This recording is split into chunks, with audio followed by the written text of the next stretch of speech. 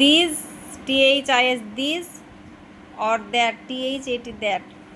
কখন দিস আর কখন দ্যাট হবে?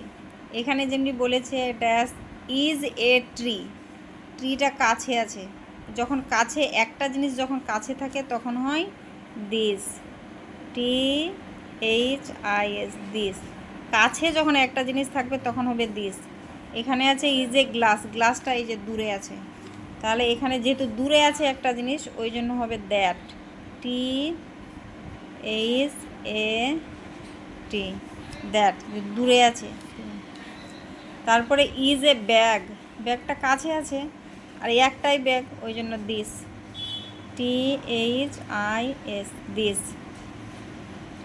এই যে কাপ, ইজ এ কাপ, কাপটা দূরে আছে ওই জন্য হবে একটা কাপ দূরে থাকলে দ্যাট, THAT। তাহলে এখানে বোঝা গেল দিস অর দ্যাট কখন হয়, যখন একটা জিনিস কাছে থাকে তখন হয় দিস, আর যখন একটা জিনিস দূরে থাকে তখন হয় দ্যাট। যেমনি দিস ইজ এ ট্রি, ট্রিটা কাছে ছিল, দ্যাট ইজ এ গ্লাস, গ্লাসটা দূরে ছিল, দিস ইজ এ ব্যাগ, ব্যাগটা কাছে আছে, that is a cup, cup দূরে আছে।